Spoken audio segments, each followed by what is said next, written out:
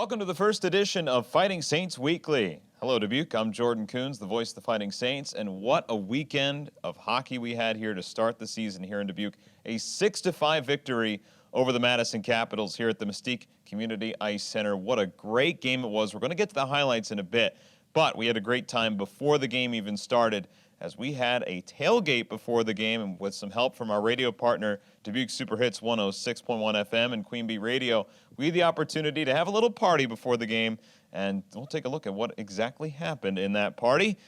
Kids were really getting into the blow-up cornhole beanbag toss. That was certainly a fun little attraction there for the kiddies, but fans were really having the opportunity to just celebrate what is this great season upcoming, and we want to thank our radio partner, Super Hits 106, as well as American Trust, for coming out and having a great time for that. But now we get into the game itself. Certainly an interesting one to begin the season. Let's step right into the highlights right now.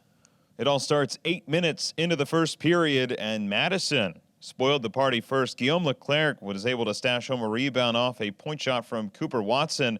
That made it 1-0 Madison. Just 30 seconds later, Eugene Fadeev with a pass behind the net to Tyson McClellan, who's the son of Edmonton Oilers coach Todd McClellan. He was able to push the puck through Hunter Miska. That made it 2-0 Madison. Back-to-back strikes, not a good start for the Dubuque Fighting Saints. It happened to get worse.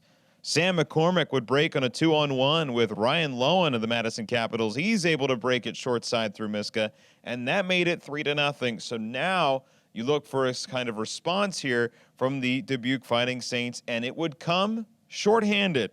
Trey Dodd would steal the puck at the top. He would lead Nathan Soucis on a shorthanded breakaway, and as he started the preseason with basically the same exact goal, he would deke backhand to make it 3-1, and so the Fighting Saints would go to the locker room down by 2. Headed into the second period, the Fighting Saints came out inspired. Just 55 seconds into the second, Colin Tyson would rip a shot, was mishandled by Madison Capitals netminder Garrett Metcalf, and Dallas Gerads, with his first USHL goal, was able to slam home the rebound, and that made it 3-2. Then on the power play, Keegan Ford off a face-off win. He would just wait, and then just shoot one through a ton of traffic. That would tie the game top shelf, make it 3-3.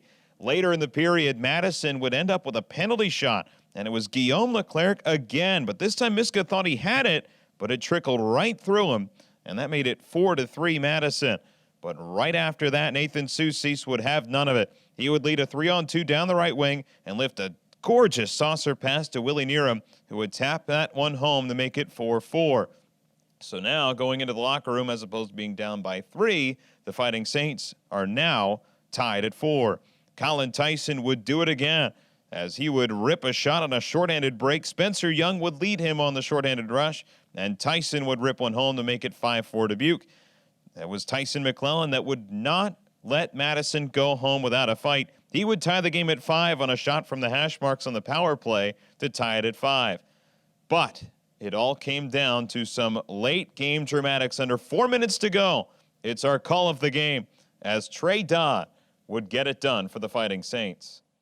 And Mitchell pushes in. 3:54 to go in regulation time. It's a good one here from Mystique. Mitchell turns the puck over, centering. Pass, Dodd scores! Trey Dodd! Dubuque back in front! 6-5 with 3:48 to go. Well, you saw the game-winning goal, and this is the guy that scored the game-winning goal. His name is Trey Dodd. So you just want to take us through that goal right there? I was a high guy going in. Mitch kind of read the defenseman, slid it out to me, and just put it on the ice wherever I could.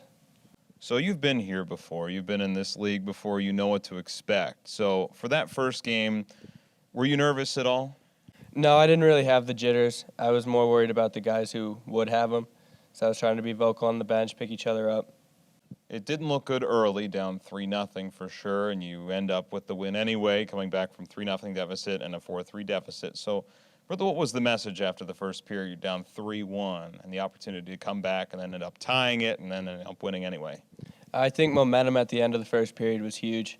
If we wouldn't have carried that over into the second, they could have easily taken the game away from us. But I think we attacked throughout the whole 60 minutes and never gave them anything easy. So Green Bay comes to town next. The Gamblers did not have a great season last year, just 18 wins in 60 games, but an opportunity to keep this season going. 1-0 so far. So what do you expect from Green Bay here coming up on Friday? They were always a physical team. Gets a little chippy, but I think it'll be a lot of fun, especially for a home game. And then first away game that really matters, so I think guys will have some fun with it. So in the midst of all the fun on opening night presented by American Trust, we have a couple of sponsorships that we're really excited about this season. We want to pass along to you here in the meantime. And it all starts with the Dubuque Hometown Hero. It was originally the Dubuque Military Hero of the Night, but this time we want to demonstrate the real players in the community, how many heroes we have that do great things for the community here in Dubuque, and we're looking forward to that promotion as well. One thing we're really excited about this season is the Jimmy John's Freaky Fast Monuments Race, a battle between Julian, Mississippi, and Clocky. The first edition of it, it was Julian that got the win, and a fan was able to win a nice prize. So keep your eye out for that, Jimmy John's with the Freaky Fast Monuments Race. Our quick care nonprofit of the night on Saturday night was Waypoint Services, was introducing the Gentlemen's Campaign, which was fighting against the horrors of domestic violence, something that is becoming very much a reality in our world. They are trying to promote that they have services here in the Dubuque area. You can look up Waypoint Services online for the resources that you need if you believe someone is in that kind of situation. And lastly, the Victory Ford Chuck-a-Puck. And when we have the car around, if you get that puck in the car, you have a chance to win a Victory Ford car at the end of the season. But if it's not there, you have a chance to win some prizes as well. So many fun things we have in store for you this season as the Dubuque Fighting Saints start the season 1-0. And it began here at home, and it continues here at home as the Fighting Saints host the Green Bay Gamblers on Friday at 7:35. You can join the action right here as Fighting Saints take on the Gamblers, who are 0-1 this season. And then they will travel to Green Bay for a 7:05 start on Saturday. You can get your tickets for this game upcoming on Friday for Hockey 101, a chance to learn the rules if you're not quite familiar in a really fun and engaging way.